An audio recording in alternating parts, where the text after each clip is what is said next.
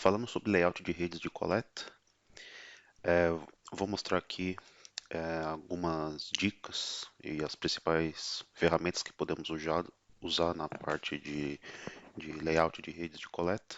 Então, aqui neste exemplo, eu vou mostrar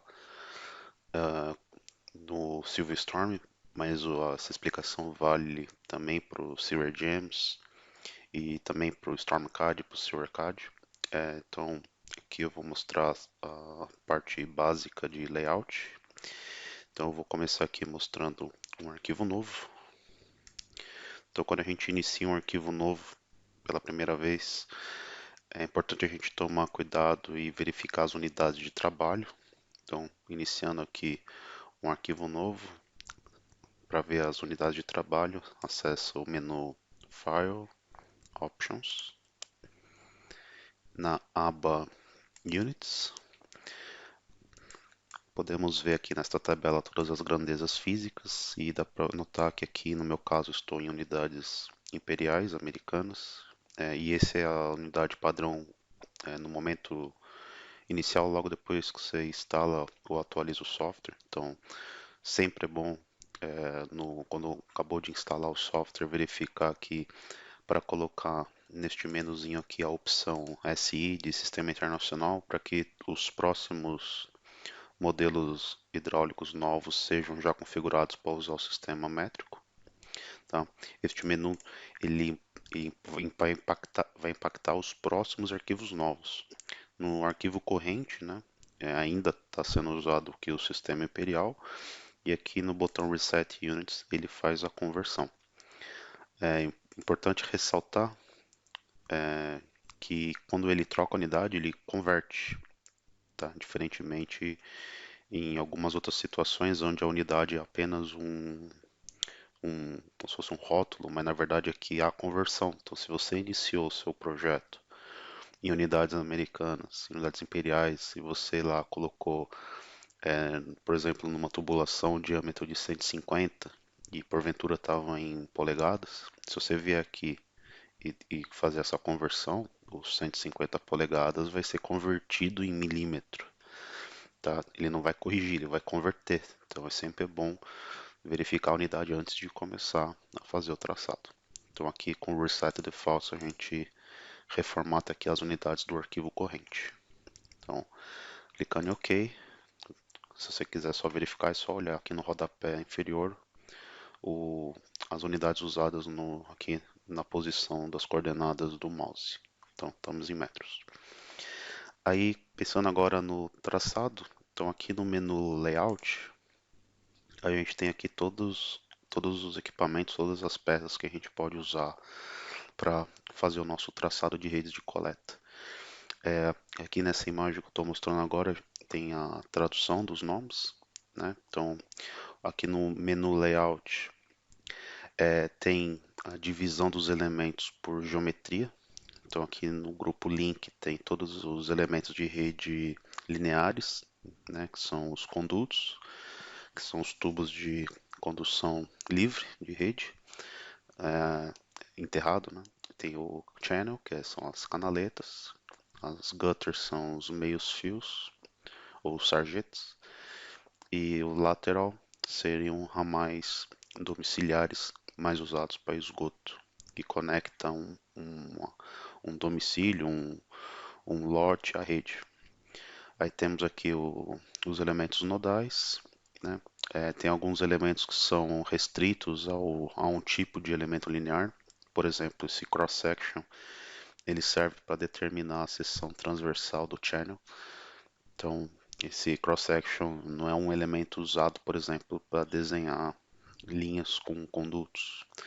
Então, quando a gente começa a desenhar, a gente usa no traçado de rede elementos nodais, elementos lineares. E depois aqui a gente tem elementos mais específicos. Aqui temos o catchment, que seria a área de contribuição de chuva, o pound, que seria uma área de retenção, piscinão, uma área de amortecimento de cheia. O Pound Outlet Structure seria a estrutura do piscinão para controlar a saída dele, que pode ser um orifício ou um vertedouro. O Low Impact Development são estruturas que servem para você fazer a absorção, a retenção de água de chuva por meios de estruturas do tipo pavimento poroso, valas de filtração, células de retenção, pântanos e etc. E aqui tem um grupo só com elementos de linha de recalque. Então aqui a gente tem a bomba, que é o pump, o wet well é o poço de sucção. Aqui, se você expandir, a gente tem aqui um outro elemento linear, que é o pressure pipe, que seria a linha de recalque. A junção, que seria um nó, né, uma junção propriamente dita. E temos aqui também a ventosa, ou a estação de bombeamento, que seria para agrupar várias pumps.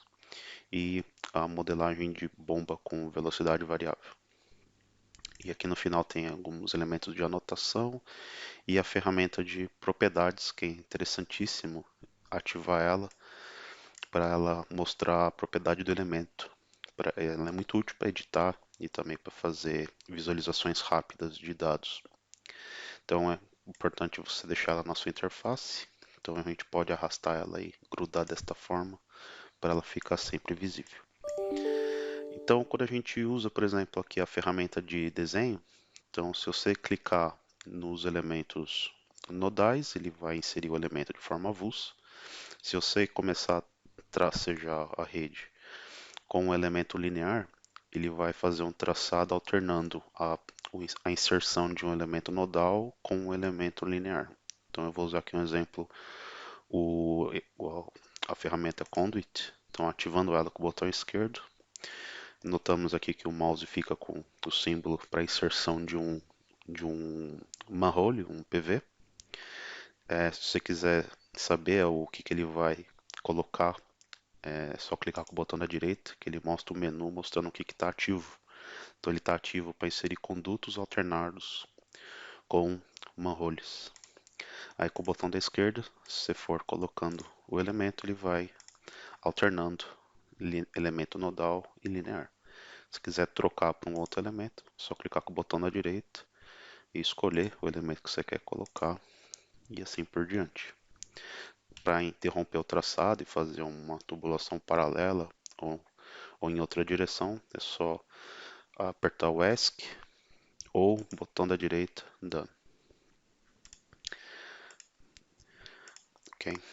E quando a gente clica e seleciona um elemento existente, tem já uma capacidade de snap e conexão com elementos existentes. Se você vir e dar dois ESCs na sequência, ele volta para a ferramenta de seleção. Veja que aqui ele adota uma sequência numérica, adotado também com um prefixo, uma nomenclatura de prefixo e sufixo.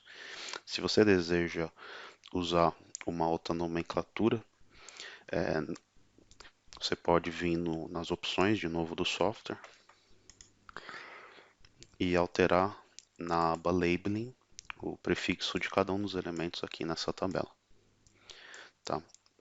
E aqui ele vai alterar os próximos que forem desenhados. Então, por exemplo, se você quiser aplicar esse prefixo para os elementos já desenhados, você pode editar os atributos. Tem uma ferramenta que serve para fazer a substituição do prefixo através da janela de atributos. A janela de atributos fica aqui no menu View ou no menu Home, que seriam as Flex Tables. Tá? Então, as Flex Tables é uma ferramenta que mostra as janelas de atributos divididas por elementos. Então, por exemplo, aqui na tabela de condutos, ele vai ter aqui colunas que podem ser alteradas e adicionadas e também retraídas, tiradas, né? Então, por exemplo, aqui na coluna Label seria a coluna que tem os nomes dos elementos. Então, para trocar o CO por outro prefixo, é só clicar com o botão da direita no cabeçalho da coluna Label e escolher aqui o Relabel. Aí tem aqui a opção Replace. Então você pode usar, que é bem similar ao que se pode fazer em arquivos de texto, fazer a substituição de CO por TR, por exemplo. E o mesmo pode ser feito para a tabela dos PVs, onde tem a coluna label para trocar o MH por, uh, por PV ou seja lá o que for. Agora pensando em, por exemplo, fazer um traçado usando como base um desenho de fundo. Então eu vou apagar aqui o que eu desenhei e vou colocar aqui como fundo de tela um arquivo que eu tenho de um desenho de uma urbanização. Então aqui pela ferramenta Background Layers, podemos aqui adicionar arquivos para ficar como fundo de tela. Tá? Então aqui podem ser arquivos CAD ou arquivos imagens ou também arquivos shape provenientes do GIS. Então aqui eu vou mostrar um arquivo que eu tenho. Vou colocar aqui um arruamento que eu tenho, está em metro. Vou colocar aqui um fundo com uma cor cinza. Aí dando um zoom estendido, que é o 2 cliques com o scroll do mouse, com a rodinha do mouse ou clicando neste botão Zoom Extents. Então, usando como base um arquivo que já está em escala, já ajuda você a fazer o traçado já sobre o arquivo e já vai ter também a rede em escala. Eu tenho aqui mais de uma informação para a mesma área. Eu também tenho aqui os lots. Vou colocar os lots numa cor azul. E como são áreas, eu vou poder também aplicar um preenchimento e para não ficar muito chamativo, vou colocar uma transparência de 50%. Eu também tenho aqui um terceiro arquivo que tem uma viela. Então esta viela eu vou colocar também na cor cinza. Tá ela aqui. Aí em cima disto, se você tiver já uma topografia, a topografia seja ela curvas de nível em CAD, em DXF, que esteja em 3D com elevação ou com cota Z, ou arquivos de superfície como LAN.xml ou .tim provenientes de softwares de topografia como o OpenRoads, PowerSieve, Roads, etc. Você pode, antes de fazer o traçado, você pode aproveitar e atachar eles no modelo de uma forma que quando você for tracejar, a cota do terreno seja automaticamente lida. Então para atachar, menu View, Terrain Models, aí aqui a gente pode atachar modelos de terreno. Então veja que aqui tem diversos formatos que são lidos. Então eu vou colocar aqui o meu arquivo e para facilitar eu posso pedir para o software colocar curvas de nível ou não. Então ele faz a leitura do seu arquivo, aqui no meu caso é uma superfície, e ele redesenha as curvas no intervalo que for desejado ou mostrar também os triângulos. Então, por exemplo, vou optar aqui por colocar curvas de nível de metro em metro com linhas mestras de 5 em 5, sendo que as curvas menores podem ser numa cor mais leve e a curva mestra numa cor um pouquinho mais forte. Aí clicando em OK, a gente vê aqui as curvas de nível. Aí, por exemplo, vou colocar aqui um elemento de rede. Então aqui pelo layout vou colocar aqui uma boca de bueiro, um cat basin. Então, vou colocar ela aqui, mais ou menos no canto aqui na rua. Veja nas propriedades que ela já leu. Aqui é a elevação 754. Se a gente mover ela para outro canto, a cota é atualizada. Se o elemento estiver muito grande, que você quiser ajustar o tamanho que ele fica aqui na tela, a ferramenta Element Symbology ajuda a, a você a configurar o tamanho dos elementos. Então eu vou mostrar aqui rapidinho como alterar o tamanho do Cat Basin. É só vir aqui na camada dela. Aí pelas propriedades tem uma opção aqui para você alterar o multiplicador do tamanho, Symbol Size Multiplier. Então você pode aumentar, por exemplo, dobrar botando 2 e diminuir colocando 0.5. Então são multiplicadores referentes.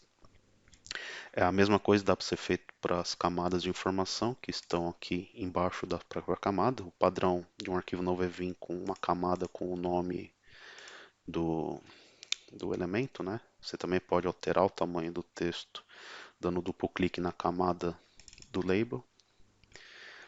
Você pode alterar o tamanho aqui pelo Height Multiplier e também alterar o distanciamento do texto ao centro do elemento.